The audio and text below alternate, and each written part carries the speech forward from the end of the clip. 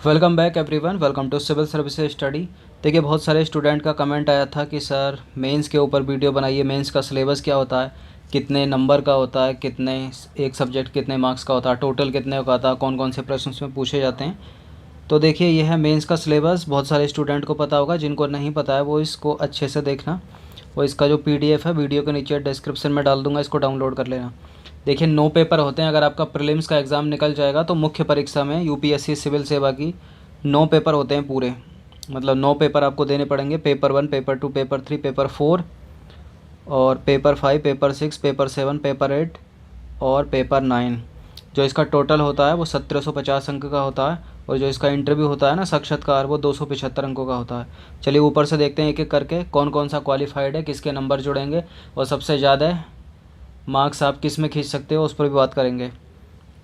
तो देखिए, जब मान लीजिए अगर मेंस का एग्ज़ाम 1 अक्टूबर को है या सितंबर के एंड में, इस बार जो भी है, तो एक दिन में कम से कम 2 पेपर आपको देने होते हैं। पेपर 1 में मान लीजिए सबसे पहले दिन जो एग्ज़ाम होता है ना, वो निबंध का होता है, एसए का एग्ज़ाम होता है। एसए का एग्ज़ाम होता है और एसए है 250 अंकों का। 250 अंकों का एसए होता है इसमें। और देखिए, पहले तो एक एसए लिखना आता था। 2014 या 12, 2013 में 12 में पहले एक एसए आता था। अब क्या है, 14 या 13 से शायद उसमें क्या 2 एसए कर दिए हैं। तो 2 एसए आते हैं 125 अंकों के। 2 एसए लिखने होते हैं। 3 टॉपिक दे देगा। दो दो पार्ट में डिवाइड कर देगा। खंड का में 3 और खंड खा में 3। तो 3 में से 2 कर दो या 4 में से 2, या फिर 3 में से 2 कर दो या 4 में से 2। तो 2 एसए कम से कम आजकल लिखने पड़ते हैं। और एक एसए देखा जाए तो 125 अंक का, 2 हो गए 250 अंक के। अगला जो पेपर 2 होगा, मतलब एक ही दिन में 2 पेपर होंगे। कम से कम एक एसए का होता है।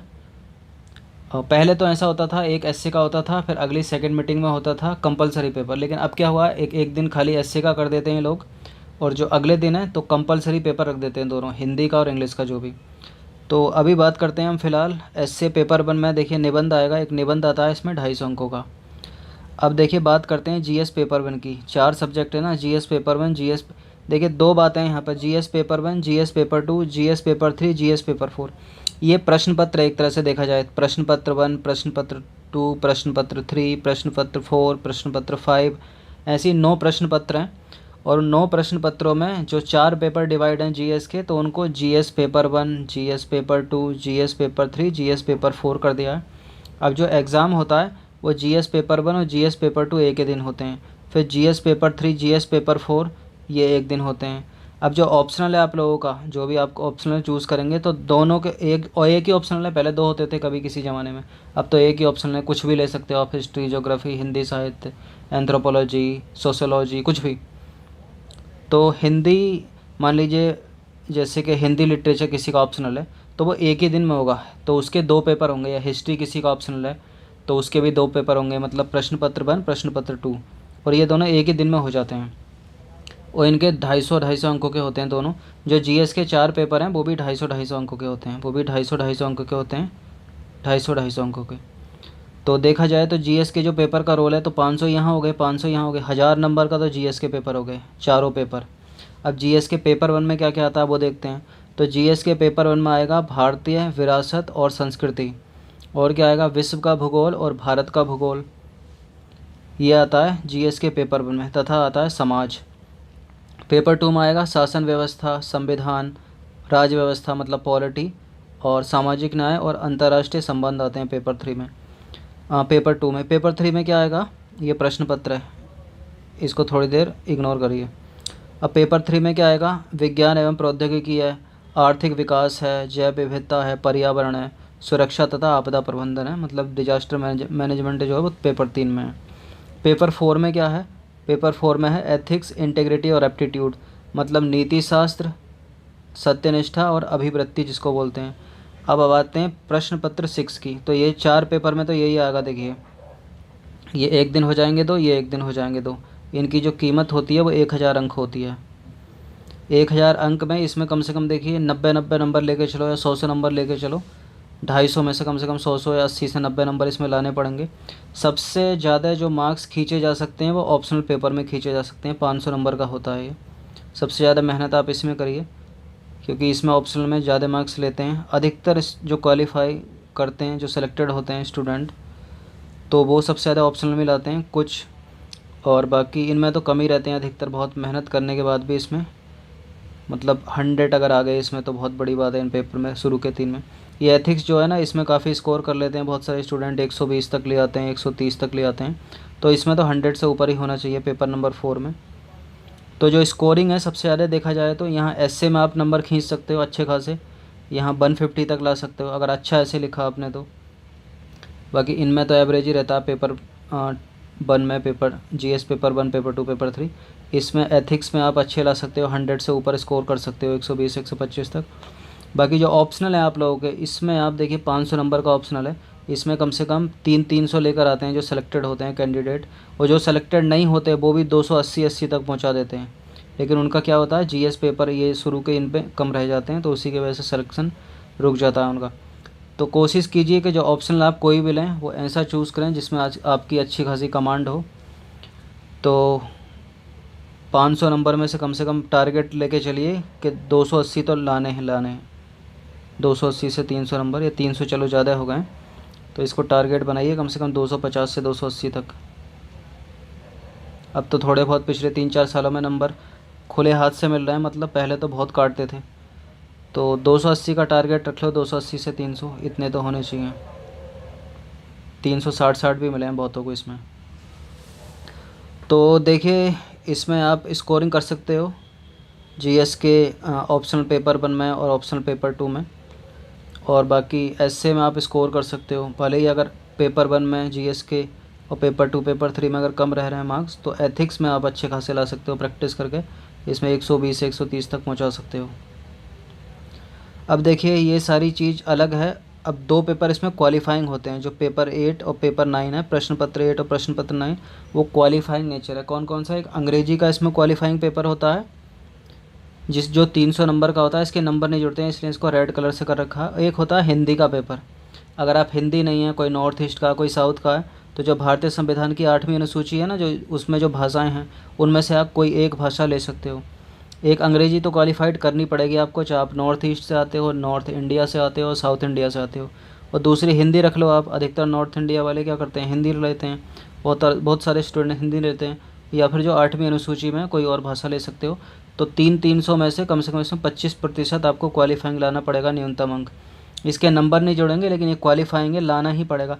अगर आप 75 नंबर नहीं लाओगे ना 300 में से, तो आपकी ये जो कॉपी है ना, आप कितना भी अच्छा इससे लिख लो यहाँ पर, कितना भी अच्छा आप GS paper 1, paper 2, paper 3, paper 4 रख लो, या फिर ऑप्शनल अपना अच्छा लिख लो, हिस्ट्री, ज्योग्राफी, हिंदी लिटरेचर, कुछ भी, इसमें आप 300 अंक कर लो। 300 अंक तो बाद में करोगे, कॉपी ही चेक नहीं होंगी चाहे कितना भी अच्छा लिख लो। अगर आप इसमें फ़ेल कर गए, अंग्रेजी में फ़ेल कर गए, 300 में से 75 नंबर नहीं ला पाए, या आप हिंदी में फ़ेल कर गए, या जो आपने दूसरी भाषा ली उसमें फ़ेल कर गए, 75 अंक नहीं ला पाए, जो ऊपर की सारी कॉपियाँ ना वो चेक नहीं होती। सबसे पहले इन्हीं कॉपी चेक होती हैं, सबसे पहले यही क्वालिफाइंग कॉपी चेक होती हैं वहाँ पर। अगर बच्चा इनमें पास हो रहा है तब बाकी की कॉपी चेक कर दें। वो ऐसा नहीं है कि पहले उन कॉपियों को चेक करेंगे, तो उनका बोझ तो कम हो जाएगा ना। अगर आप फेल कर गए, इसमें 75 नंबर नहीं ला पाए इंग्लिश में या फिर हिंदी में, तो दोनों ही नंबर लाने ज़रूरी हैं, मतलब क्वालिफाइंग। अगर कोई इंग्लिश मीडियम का बच्चा है तो वो हिंदी लेगा तो उसको क्वालिफाई करना पड़ेगा, 75 नंबर लाने पड़ेंगे। अगर कोई इंग्लिश मीडियम का बच्चा है, अगर कोई हिंदी माध्यम का है, तो उसको इंग्लिश में 75 अंक लाने पड़ेंगे। अब देखिए दुविधा हल्की सी यह है कि अधिकतर जो इंग्लिश मीडियम का स्टूडेंट है वो हिंदी को क्वालिफाइड कर जाता है, क्योंकि इंग्लिश वो पढ़ता है, इंग्लिश की प्रैक्टिस हो जाती है, राइटिंग प्रैक्टिस करता है, ऐसे राइटिंग और ऑप्शनल मेंस ये सब लिखता है इंग्लिश में, और सामान्य बोलचाल की भाषा में हिंदी का यूज़ करता है, तो इतनी थोड़ी बहुत हिंदी हो जाती है। लेकिन हिंदी माध्यम वालों के साथ क्या दिक्कत है, हिंदी में ही लिख रहे हैं वो, हिंदी में सब कुछ पढ़ रहे हैं, बात भी उनकी हिंदी में हो रही है, तो इंग्लिश थोड़ी पीछे चली जाती है और प्रैक्टिस भी नहीं करते हैं। तो उससे क्या होता है, 75 नंबर लाने 300 में से बहुत बड़ी बात हो जाती है। कोई 50 पे अटक रहा है, कोई 48 पे अटक रहा है, कोई 30 पे अटक रहा है, तो क्या हो रहा, कॉपी चेक ही नहीं होती। कितना भी अच्छा ऑप्शनल लिखा, कितना भी अच्छा जीएस पेपर 1, जीएस पेपर 2, कितना भी अच्छा एस्से लिखा, तो कॉपी चेक नहीं हो रही है।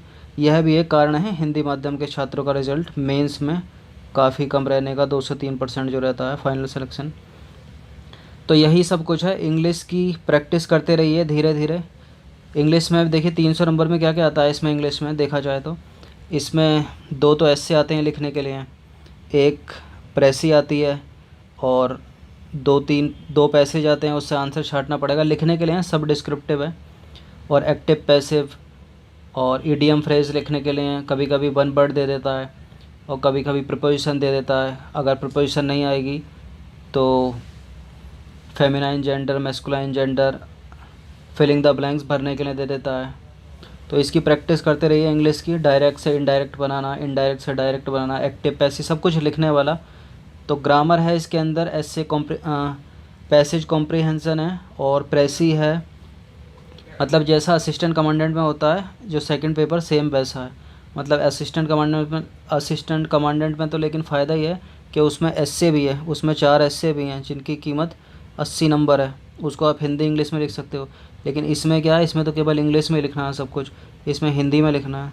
तो इसलिए अगर आपको मुख्य परीक्षा में कॉपी चेक करवानी हो अपनी, तो इंग्लिश की प्रैक्टिस करते रहना, कोई ना कोई डेली हल्का फुल्का 1 घंटा इंग्लिश का कुछ ना कुछ पढ़ते रहना, चाहे वो मैगज़ीन हो या फिर इंग्लिश का न्यूज़पेपर हो। और जो इंग्लिश मीडियम वाले हैं वो हिंदी पर कवर रखना, क्योंकि हिंदी पढ़ते रहना, वरना आपकी भी कॉपी चेक नहीं होगी। तो दोनों देखा जाए तो एक तरह से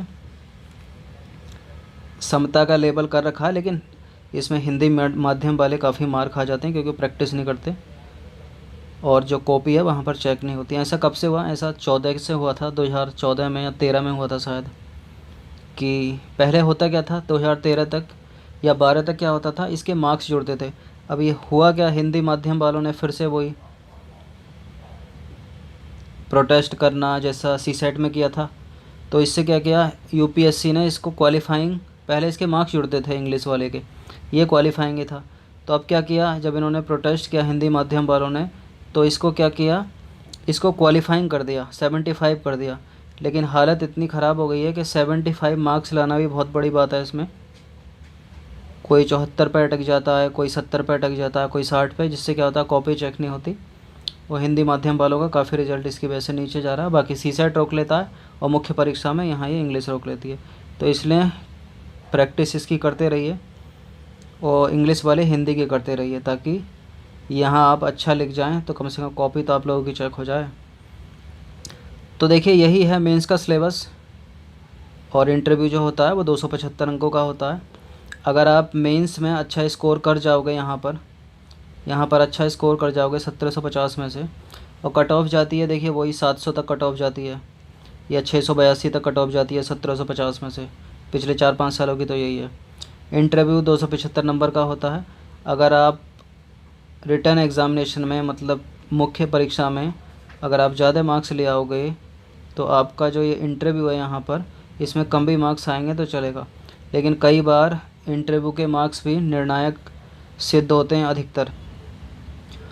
तो चलिए अब देखिए जीएस पेपर 1, जीएस पेपर 2 और पेपर 3 में जो इसका और अंडर जो डीप है, जो एक एक पॉइंट है, वो नीचे पीडीएफ डाल के दे दूँगा, उसको पढ़ लेना एक बार।